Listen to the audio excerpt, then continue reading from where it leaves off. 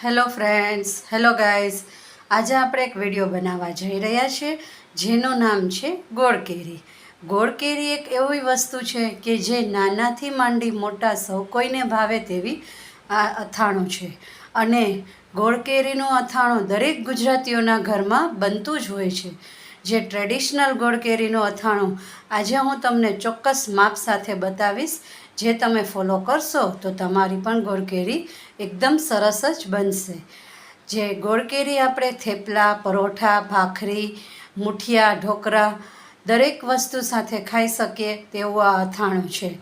જેથી કરીને નાનાથી માંડી મોટા સૌ કોઈને ભાવે તેવું આ ગોળ કેરીનું અથાણું છે. તો આજે આપણે ગોળ કેરીના અથાણાને બનાવશું. તો આગળ હું હવે તમને તેનો વિડીયો બતાવવા જઈ રહી છું. ઓકે ફ્રેન્ડ્સ, આજે આપણે અહીંયા ગોળ કેરી બનાવવા જઈ રહ્યા છે. જેમાં મેં 2 કેરી લીધી છે. એકની છાલ હમણાં ઉતારી અને એકની હવે ઉતારશું આપણે. તો અહીંયા આપણે 1 કિલો કેરી લીધી છે, જેમાં 2 કેરી આવી છે. અને આ રીતે છાલ ઉતારી અને પછી તેના આપણે પીસીસ કરશું. ઓકે ફ્રેન્ડ્સ, તમે જોઈ શકો છો કે આપણે છાલ ઉતારી લીધી છે. અને જરા પણ છાલ ન રહે, એકદમ લીલી હોય તે પણ કાઢી નાખવાની છે. આ રીતે આપણે સફેદ ભાગ હોય એવી જ રાખવાની છે છાલ. હવે આપણે તેના પીસીસ કરીએ. આ રીતે આપણે બધા પીસીસ કરી લીધા છે. આપણે છાલ કાઢી નાખી અને તેના આ રીતે બહુ નાના પણ નહીં, બહુ મોટા પણ નહીં, એવા મીડિયમ સાઇઝના આપણે પીસ કરી લેવાના છે. હવે આપણે તેમાં હળદર અને મીઠું ઉમેરીશું. અહીંયા આપણે 2 ચમચી મીઠું લઈએ છીએ.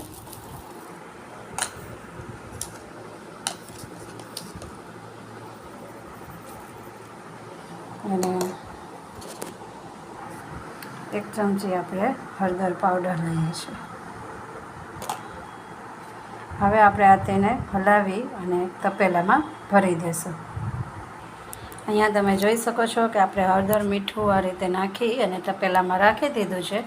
હવે તેને 1 દિવસ માટે આપણે રાખી દેવાનું, એટલે તેનું પાણી થઈ જશે. અને આને 1 દિવસમાં તમારે 4-4, 5-5 કલાકે તેને હલાવતું રહેવાનું, જેથી કરીને બધી કેરીમાં પાણી થઈ જાય અને તેનું હળદર મીઠાનું કોટિંગ થઈ જાય અને તે એકદમ બધી પોચી થઈ જાય કેરી.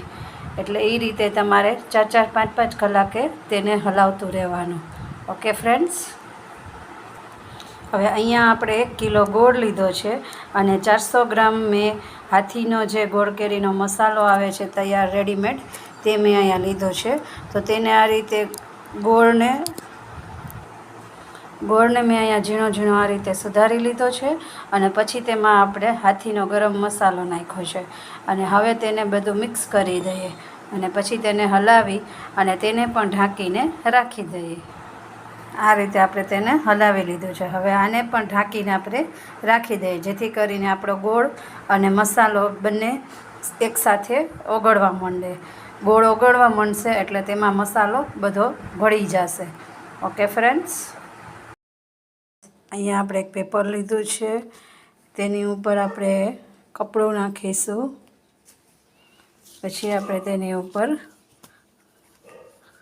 કેરી પાથરીશું. અહીંયા તમે જોઈ શકો છો કે આપણે એક પેપર લીધું છે. પેપરની માથે આપણે એક કપડું રાખીએ છીએ અને હવે આપણે તેની ઉપર કેરી મૂકીશું. કેરીને આ રીતે તપેલામાંથી ચાયણામાં લઈ લીધી છે. હવે તેને આપણે આ રીતે આની ઉપર કપડા ઉપર એક એક કરીને ગોઠવીશું. આ રીતે એક એક કરી અને આપણે બધી છૂટી છૂટી છૂટી રાખી દઈશું, જેથી કરીને કેરી આપણી સરસ સુકાઈ જાય. તમે જોઈ શકો છો કે આપણી કેરી સરસ એકદમ આમ રસદાર અને પોચી થઈ ગઈ છે. તો આ રીતે આપણે તેને બધી રાખી દઈશું, જેથી કરીને તેનું પાણી બધું શોષાઈ જાય અને કેરી આપણી સરસ થઈ જાય. તો આ રીતે આપણે બધી કેરીને છૂટી છૂટી છૂટી આ રીતે કપડા ઉપર રાખી દીધી છે, જેથી કરીને તેનો જે પાણીનો ભાગ છે તે નીકળી જાય, એમાંથી ભેજ નહીં નીકળી જાય અને આપણી કેરી આ રીતે સરસ થઈ જાય. એટલે પછી આપણે તેને આથીશું. આ રીતે આપણે 5 થી 6 કલાક રાખવાની છે, જેથી કરીને આપણી કેરીમાં જે ભીનાશ હોય તે બધું સુકાઈ જાય અને કેરી એકદમ સરસ થઈ જાય. પછી આપણે તેને ગોળ ને મસાલો જે આપણે આથો છે તેમાં આપણે તેને મિક્સ કરીશું. ઓકે ફ્રેન્ડ્સ, અહીંયા તમે જોઈ શકો છો કે આપણી ગોળ કેરી થઈ ગઈ છે અસલ લચકા જેવી. આજે 5 દિવસ થયા. હવે આપણે તેને બરણીમાં ભરી લેશું.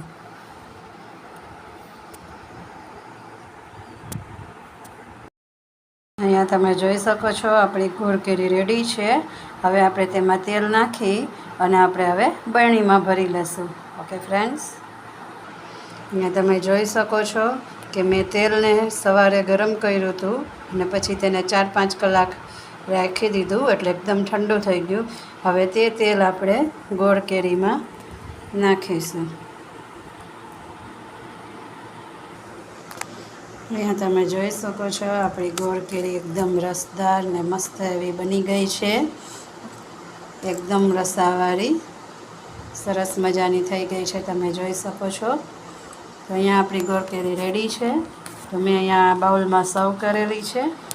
ઓકે ફ્રેન્ડ્સ, તો તમને મારો આ વિડીયો ગોળ કેરીનો વિડીયો ગમ્યો હોય તો લાઈક કરજો, શેર કરજો અને સબસ્ક્રાઈબ કરજો.